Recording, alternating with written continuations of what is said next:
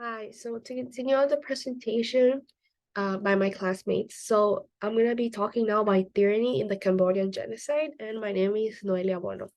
So tyranny happens after the fall and seizure of the government, and this is one of the last two factors in the model before genocide. So to begin with, what is tyranny? So tyranny is a term used to describe a system of leadership that has control over the population of a certain place, a certain region, a certain country, and it's frequently without regards for the rights of or well-being of the citizens and of the people that live in this place. They, the leaders of this system, use violence as a way to maintain power and show who is in charge. In this case, in Cambodia, Pol Pot was the tyrant leader of Khmer Rouge, which was the regime that they were under. So tyranny in Cambodia was uh, the Cambodian genocide as it was a period of extreme brutality and oppression under the Khmer Rouge regime. It was led by Pol Pot, as I previously mentioned, and this regime sought to create a socialist society in Cambodia by eliminating all elements of the previous leadership that they were under, and they wanted to eliminate anyone that was perceived as a threat to them and the goals that they had in this society. So any professional, any lawyer, engineer, doctor that they thought was a threat and that they thought could betray them later on, they were sent to detention centers where they were tortured and integrated, which often, most of the time, led to their execution. The methods of oppression that were used in the Khmer Rouge regime were brutal and systematic. Individuals were forced into labor camps and subjected to grueling work schedules, sometimes with poor food, and they only got certain, rations a day. They couldn't eat every day, and they only had ate one time a day, and they didn't have enough medical care. They were subjected to cruel penalties if they were discovered to be disloyal or, traitors or rebellious, and they were required to labor long hours in agricultural settlements like rice camps. And this was one of the most infamous aspects of this regime because they were forced into these labor camps where people were working until they died under inhumane conditions.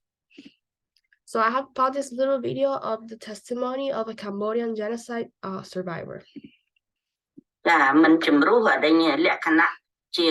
អ្នកមានលុយអ្នកចំនួនអ្នកអីស្អីចឹងណាចាមិនជំរុះទេពីព្រោះអត់ចង់ព្រមចុះទៅធ្វើការពួកពេលនោះក៏គេមិនទាន់ឲ្យទៅធ្វើការស្រែចម្ការអីទេគេគ្រាន់ហៅទៅឲ្យទៅប្រជុំពួកចិនហ្នឹងអត់ព្រមទៅប្រជុំទេដូច្នេះ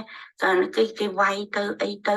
អ្នកខ្លះណាក៏គេដូរយកទៅណាអ្នកទៀតទៅយើងអត់ដឹងទេណា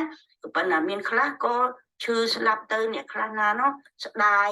លុយស្ដាយកាក់ស្ដាយអីក៏សម្លាប់ខ្លួនទៅក៏មានដែរចាអញ្ចឹងខ្ញុំចង់ឲ្យជួយរៀបរាប់ពីរឿងរ៉ាវដែលកើតលើផ្ទាល់អញ្ចឹងដូចជាការរស់នៅការធ្វើការងារហើយនឹងការបាត់បង់សមាជិកនៅក្នុងគ្រួសារអញ្ចឹងណាទៅពេលដែលចូលទៅដល់គុំនឹងដំបងគេចាត់ទុកថាជាប្រជាជនបែបណាហើយគេចំពោះការដែលគេមើលមកនឹងជាមនុស្សបែបណាអញ្ចឹងក្នុងសម័យហ្នឹងចាអ្នកដែលជំនះចេញពីទីកន្លែងដែលមិនមែនជាតំបន់ខ្មែរក្រហមពីដើមមកគេចាត់ទុកយើងជាអ្នកថ្មីទី1ខ្លះគេហៅអ្នកថ្មីខ្លះគេហៅអ្នក17មេសាអីចឹងណាចាតែដល់បើថាអ្នកខ្លះនៅមកពីពេញហ្នឹងគឺគេហៅចំមកមានអ្នកពេញអ្នកពេញអីចឹងហ្មងទៅចាដែលថាគេដឹងណាគេដឹងថាយើងមកពីភ្នំពេញអីចឹងជាពិសេសចិនព្រិនហ្នឹងគេដឹងថាសិតតែអ្នកពេញហ្នឹងចឹងទៅដំបូងបំផុតគេទៅហ្នឹងគេបើករបបឲ្យយើងខ្លះញ៉ាំដាំខ្លួនយើងចាហើយដល់ក្រោយមកទៀតគេលែងឲ្យយើងដាំខ្លួនយើងហើយគេឲ្យយើងទាំងអស់គ្នាទៅបើករបបម្ហូបអាហារហ្នឹងនៅឯផ្ទះបាយរួមមួយ So this was a testimony of a Cambodian genocide. She mentions how people were obligated to work at the rice fields. She also mentions how at first they were able to cook their own food. Later on, they were prohibited of cooking their own food, and they were